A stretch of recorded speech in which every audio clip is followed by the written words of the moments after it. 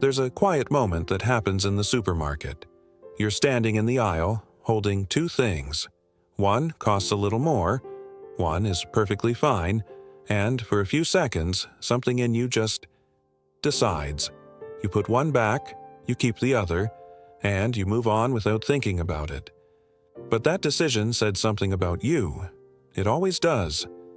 We spend money every single day, and most of us never stop to ask why we spend it the way we do. Not in a guilty way.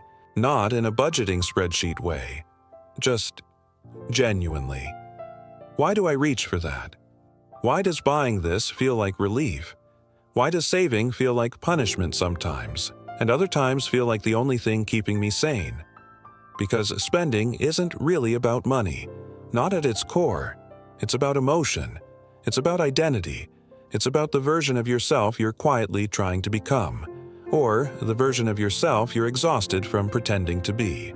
And that's where it gets interesting. Most people think their spending habits are random. A coffee here, a jacket they didn't need, a subscription they forgot about. But there's nothing random about it. Every pattern has a root. Every habit has a feeling underneath it. And once you start seeing it, you genuinely cannot unsee it. I used to think I was just bad with money.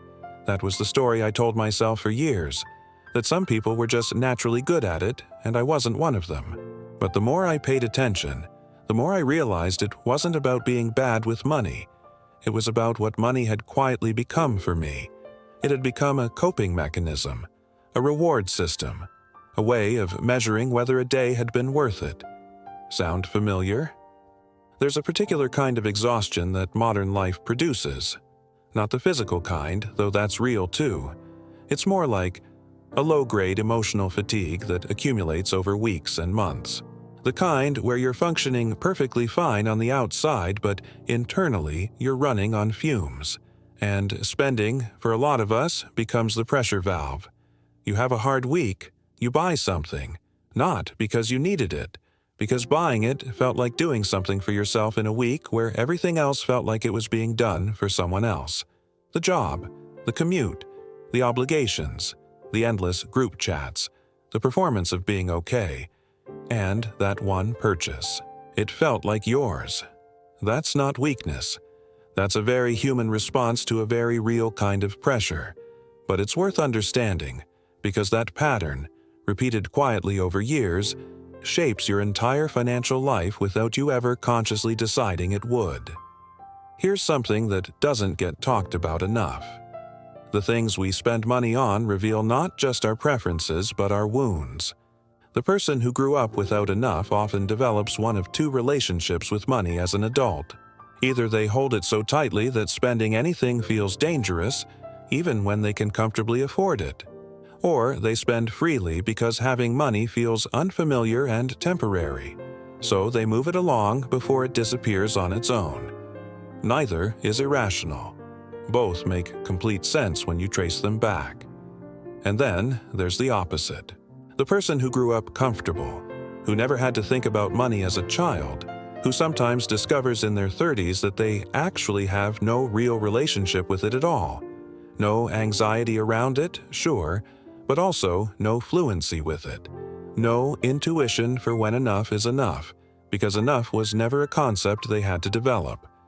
Childhood doesn't determine everything, but it shapes the emotional vocabulary we carry into every financial decision we make as adults.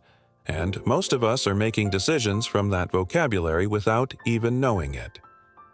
If these kinds of conversations make you feel a little less alone in all this, you're welcome to stay around. Most people come here looking for money advice, but I think what most of us are really looking for is just a quieter way to think about it. There's a specific spending pattern that I find genuinely fascinating. It shows up in people who are, by most measures, doing okay financially. Not rich, not struggling, just keeping up. And the pattern is this. They spend money not on things they want, but on the image of the person they think they should be by now. The gym membership they don't use but can't cancel because canceling it means admitting something. The cookbook collection in the kitchen of someone who mostly orders in. The professional development course still sitting at 14% completion, the nice work bag that cost more than it should have because somehow it felt like evidence. Evidence of what? Of progress. Of arriving somewhere. Of being the kind of person who has things together. And this is where it gets strange. Because the spending isn't even about enjoying the thing. It's about the emotional gap between who we are and who we feel we're supposed to be at this point in our lives. And we fill that gap with purchases. Quietly. Repeatedly. Without ever quite naming it. That sounds small. It isn't. Because over time, that kind of spending becomes a very expensive way of avoiding a very simple question, which is, am I actually living the life I want, or am I purchasing the props for a life I think I should want? They look similar from the outside.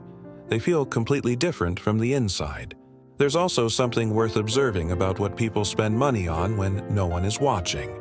Not the dinner out where the bill gets split and everyone notices.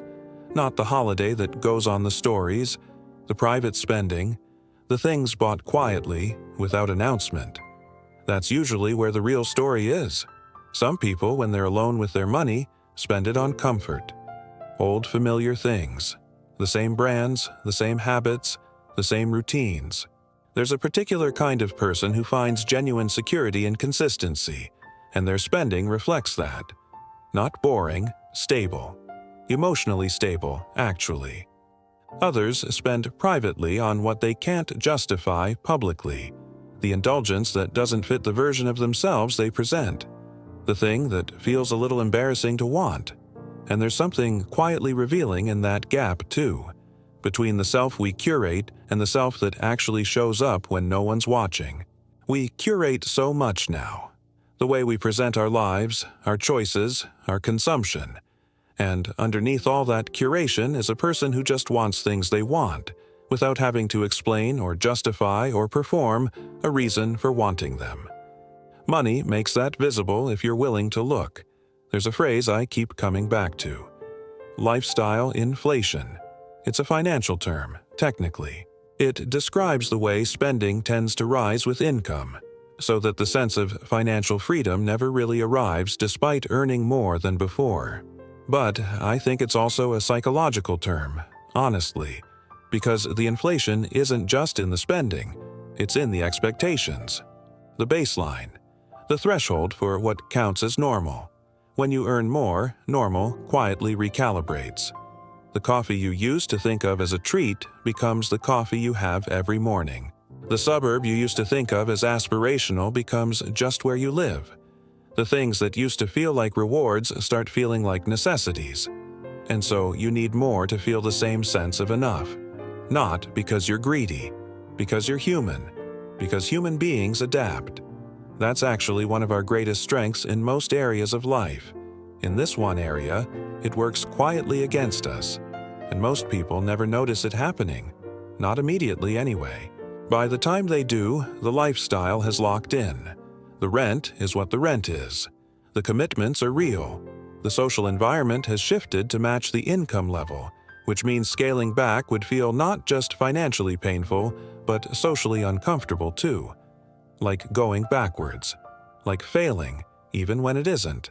That pressure, it's real. And it doesn't come from nowhere.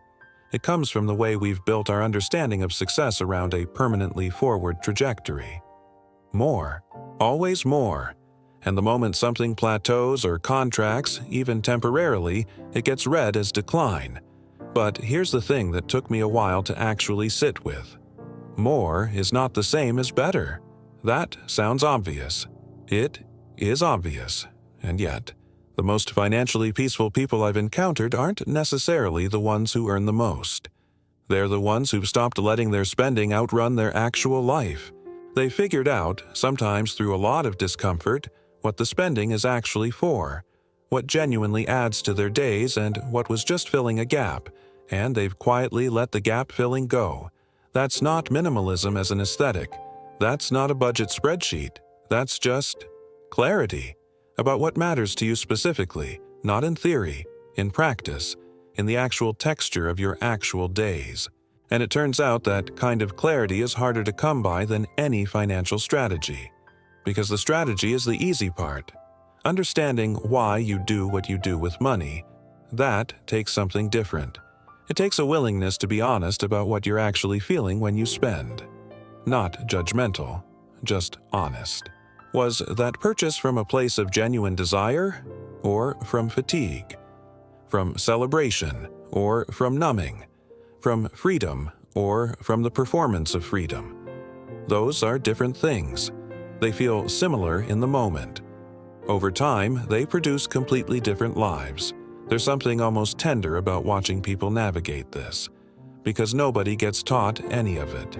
Nobody sits you down at 22 and says, "Here's how money is going to interact with your sense of self, your childhood, your fear, your loneliness, your ambition, your need for validation. Here's how it's going to quietly reflect everything you haven't dealt with back at you. You just figure it out. Slowly. Usually through some version of realizing that the thing you thought would fix the feeling didn't fix it. And then you either get curious about why, or you try a bigger version of the same thing. Most people try the bigger version first. Few times, usually, but eventually, if you're paying attention, something shifts. The spending starts to feel less like answering a question and more like asking one, and you start to get curious about what the question actually is. What am I trying to feel right now? What am I trying to avoid? What would I buy if no one would ever know about it? What wouldn't I buy if I couldn't tell anyone about it? Those questions don't have shameful answers. They just have honest ones. And the honest answers are usually where the actual changes begin. Not the dramatic ones, the quiet ones. The small recalibrations that, over months, produce a financial life that actually reflects who you are rather than who you've been performing yourself to be. I think that's what most of us are actually after. Not a perfect budget, not a number in an account, just a sense that the way we're moving through the world financially is ours. Actually ours. Not inherited from anxiety or shaped by comparison or assembled from what we thought we were supposed to want by now, just ours. And maybe that starts with something as small as standing in a supermarket aisle, holding two things, and just noticing for a moment why you reach for the one you do. Not to judge it, just to see it. Because what your spending habits reveal about you isn't something to be embarrassed by. It's something to be curious about. And that curiosity, followed quietly and honestly over time, tends to be worth more than any financial advice you'll ever receive. Maybe that's enough for tonight. If this kind of slower conversation about money helps quiet the noise a little, you'll probably find something useful in what comes next. There's no pressure, just whenever you're ready.